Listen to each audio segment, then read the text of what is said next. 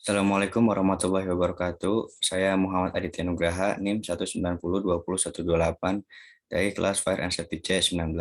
Di sini saya akan mempresentasikan hasil presentasi saya untuk mata kuliah pengantar operasional migas. Oke, yang pertama di sini ada 3 kegiatan pokok industri migas. Yang pertama yaitu kegiatan industri hulu migas, jadi atas kegiatan eksplorasi dan produksi. Eksplorasi yang meliputi studi geologi, studi geofisika, survei seismik, dan pengeboran eksplorasi adalah tahap awal dari seluruh kegiatan usaha hulu migas. Kemudian yang kedua ada kegiatan produksi. Kegiatan produksi adalah kegiatan yang mengangkat migas ke permukaan bumi. Aliran migas akan masuk ke dalam sumur, lalu dinaikkan ke permukaan melalui tabung pipa atau pipa saluran dipasang tegak lurus. Kemudian yang ketiga ada manajemen operasi, yang merupakan perencanaan anggaran dan program kerja. Kemudian ada 3 ciri dalam pengusaha industri migas, yaitu tingginya risiko kegagalan untuk mencapai tahap produksi.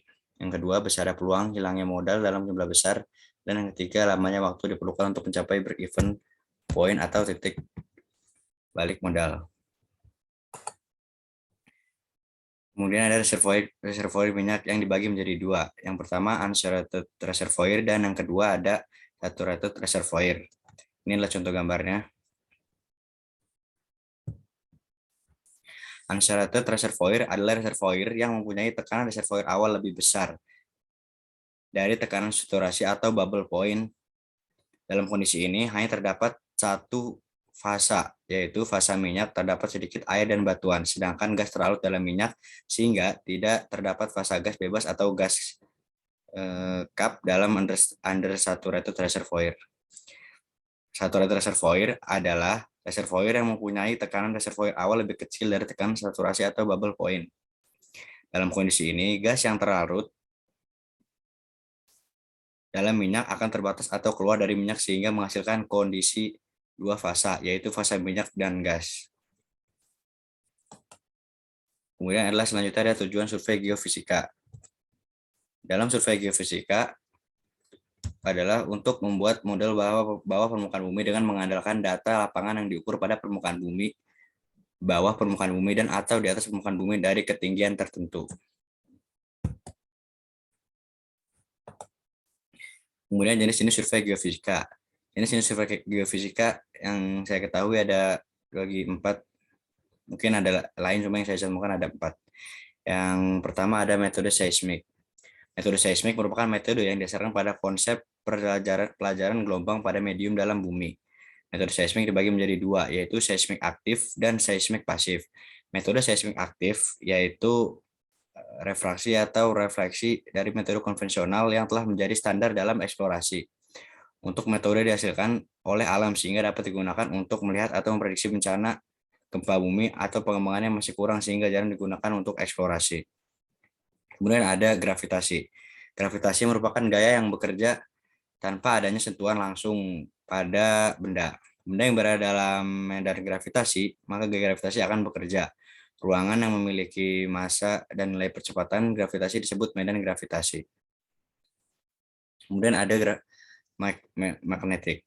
Magnetik banyak digunakan sebagai survei pendahuluan eksplorasi minyak bumi, panas bumi, batuan, maupun monitoring gunung api, ataupun mencari target barang yang mengandung baja atau besi. Dan yang terakhir ada elektromagnetik. Elektromagnetik sering digunakan untuk melihat distribusi parameter fisika dalam lapisan bumi dengan karakternya yang mencakup panjang gelombang, amplitudo, kecepatan, dan frekuensi. Selanjutnya ada pengertian-pengertian dalam diagram fasa sistem hidrokarbon. Di sini ada gambar diagram fasanya. Yang pertama ada bubble point. Bubble point adalah temperatur di mana gelembung uap pertama kali terbentuk di dalam cairan pada saat dipanaskan sesuai dengan tekanan yang diberikan. Yang kedua ada dew point, suhu di mana uap air di udara tekanan udara konstan mengembul menjadi air cair pada tingkat yang sama di mana ia menguap. Yang ketiga ada low shrinkage oil.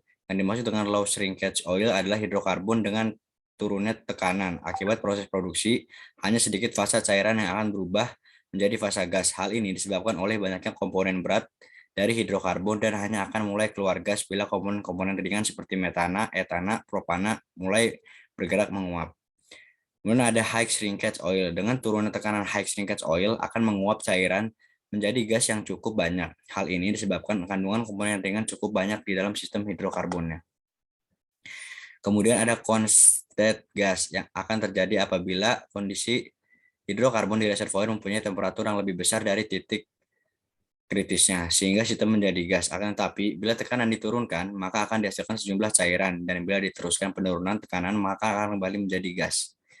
Kemudian ada dry gas. Yang dimaksud dengan dry gas adalah kondisi hidrokarbon di mana bila tekanan dan temperatur menurun tidak akan terbentuk cairan. Dan yang terakhir ada wet gas. Sedangkan yang dimaksud dengan wet gas adalah hidrokarbon yang bila temperaturnya turunkan akan menghasilkan cairan.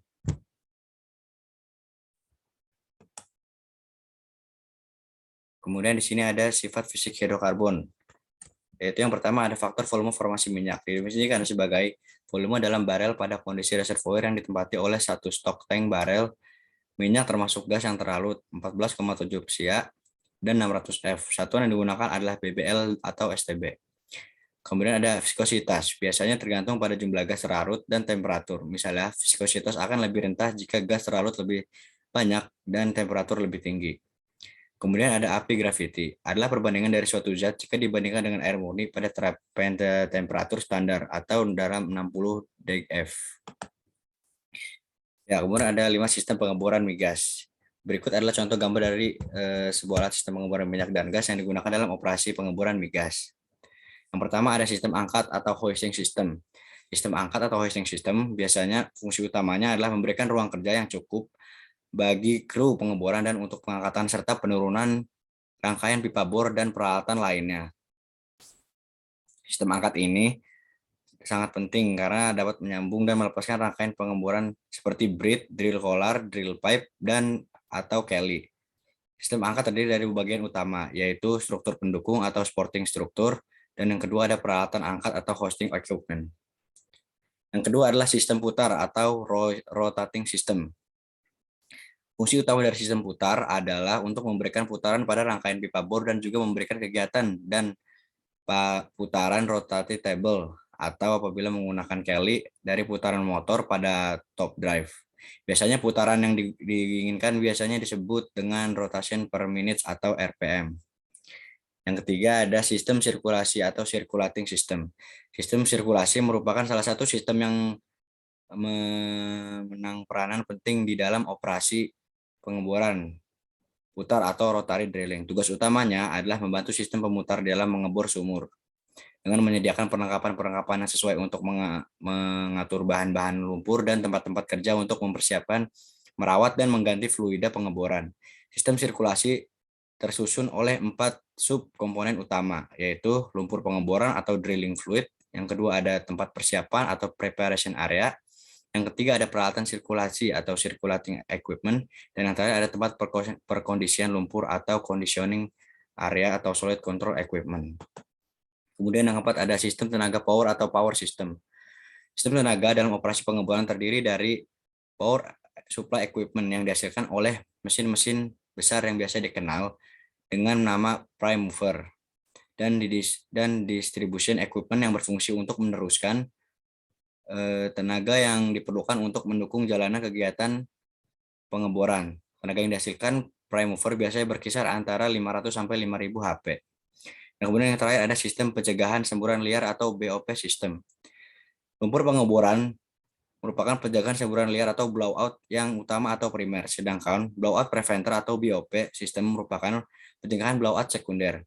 Apabila cek sudah terjadi, segera penutupan sumur sesuai prosedur kemudian dilakukan sirkulasi untuk mematikannya. Ya, mungkin itu saja yang dapat saya sampaikan. Kurang lebihnya mohon maaf. Wassalamualaikum warahmatullahi wabarakatuh.